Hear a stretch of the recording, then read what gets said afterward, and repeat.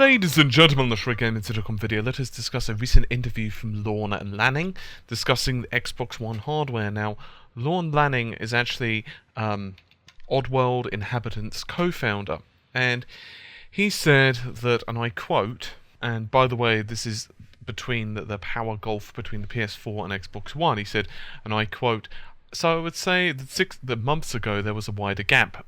Part of it was development systems." And went on to say that getting a working version on their assets onto the Xbox One took twice as long as the PS4. However, now the process is getting a lot more streamlined. He says, "We're nearing and seeing the curve is getting a lot closer. I think the end of the day when people maximize both systems, they're going to be each powerful enough." And accordingly, most of this is coming due to the Xbox One development tools, which are improved. He said, "I think they've been improving the tools really fast, improving the development environment, and shaving that curve down. I think they're getting comparable. You know, if you want to run at 1080p Battlefield, I'm not exactly sure that's going to tax the system at that higher end, but I'm sure in a couple of years it won't be a problem. We're early." He also went on to say that I think the PS4 is pretty amazing, and that's where we've been spending most of our time, but I don't feel there's such a huge power gap as there used to be. There used to be a significant gap. And indeed, and this is actually pretty interesting, he said one of the reasons they actually bought Munch's Odyssey, one of the reasons it appeared on the Xbox rather than the PlayStation was because PlayStation development at the time was becoming increasingly expensive. He said, "You know, this is why we supported the original Xbox, because it was kind of like a promise to get out of the upward slippery hill that was the PS2 and then the PS3. He also pointed out in regards to his own game, which is a remake of Oddworld, for us, we aren't taxing it like the heavy, like say it's not Battlefield 4. For us, we don't see that we'll be having performance problems on either system, and we'll be able to get what we want with very dynamic looking lighting, particle effects, and so on." End quote. So I actually find this is quite interesting because a few of the websites, including the original one, which is Xbox Achievements, that's the website that this is on, he said that their quote is that the power gulf between Xbox One and PS4 will disappear. However, that's not really what he's saying here, and indeed, I'm reading a couple of other websites that are kind of giving him flack for that, and I don't think that's actually fair. He's kind of getting misinterpreted. Basically, what he's saying is that the PS4's development environment, to begin with, was considerably easier than the Xbox One. And we all know this. To put it mildly, developers weren't that happy with the original Xbox One development ecosystem. It was very difficult.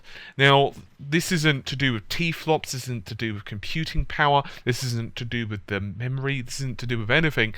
In terms of raw performance, this is just simply it was difficult to develop for. Simple as that. And the PS3 had this problem initially with its launch, by the way, as well as the PS2, as it turns out, which is actually something he touched on here. And he's basically saying that it's getting a lot easier to actually put the games on and for these massive performance disparities to not be there, particularly when you've got games which aren't really pushing the systems that much. And to be honest with you, here's the thing. Let's look at the Xbox 360 when it was first launched, and by any means you can switch that with any system out there. It doesn't really have to be the Xbox 360, but let's just use it as an example. If you were to look at the Xbox 360 titles at launch, they're not really the same graphic fidelity, they're not the same graphical quality as, say, the end titles, like the final titles on the system. This is the same on the PS3.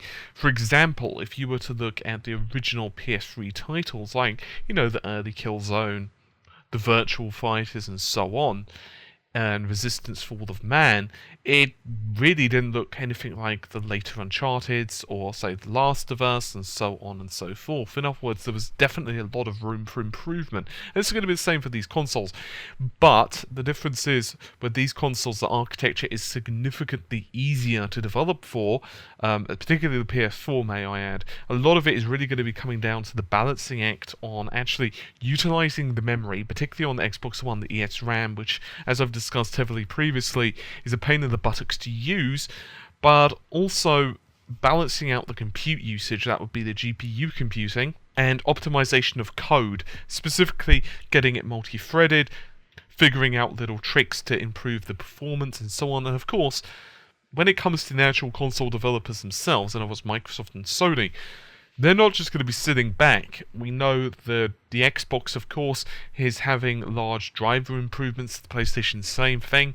The Xbox One apparently is going to be having DX12. I'm still somewhat cynical on what that's going to be bringing to the table, quite honestly, though it's fairly early. Obviously, there is the promise of improved CPU usage, but I'd imagine the Xbox One's DX11 is already fairly low level, because it's not like it's the same DX11 that you're using on your PC. There are specific improvements already baked in, because otherwise, let's face it, certain hardware level features, for example, the move engines, they're already, their functions are already baked in and, kind of working. So anyway, that's pretty much it for this particular video. Hopefully you enjoyed it. I'll see you soon. Take care. Bye for now.